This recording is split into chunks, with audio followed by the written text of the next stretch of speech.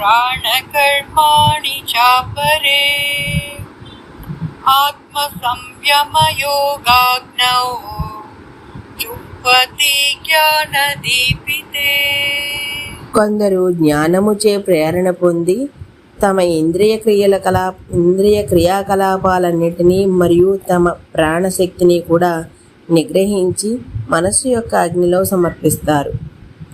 కొందరు యోగుల విచక్షణ వివేక మార్గాన్ని అనుసరిస్తారు, అంటే జ్ఞానయోగం. దీనిలో వారు జ్ఞాన సహకారంతో ఇంద్రియములను ప్రాపంచిక వ్యవహారాల నుండి వెనుకకు మరల్చుతారు.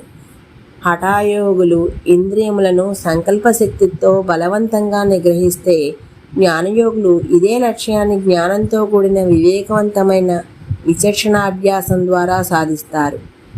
ఈ ప్రపంచం యొక్క మిథ్యా స్వభావాన్ని గురించి మరియు తాము ఈ శరీరము, మనస్సు, బుద్ధి, అహంకారము కన్నా వేరేవైనా అస్తిత్వముని గాఢ ధ్యానంలో నిమగ్నమై ఉంటారు.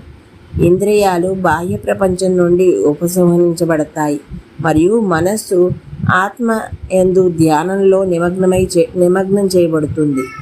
ఆత్మ మరియు పరమాత్మ అభేదం అనే ప్రతిపాదనలో ఆత్మజ్ఞానం యందే స్థితులై ఉండటమే వారి లక్ష్యం.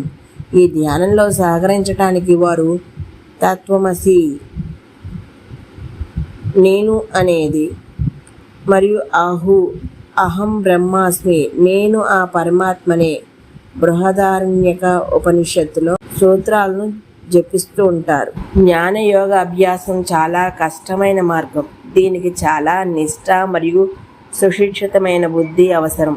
శ్రీమద్ భాగవతం ఇలా పేర్కొంటున్నది: నిర్వాణం జ్ఞానయోగః. వైరాగ్య స్థితి యొక్క ఉన్నత దశలో ఉన్న వారికి మాత్రమే జ్ఞానయోగ మార్గంలో విజయం సాధ్యము. ఈరోజుకి ఇక్కడితో ఆపుతున్నాను. మిగతాది రేపు చెప్తాను. అంతవరకు ధన్యవాదాలు.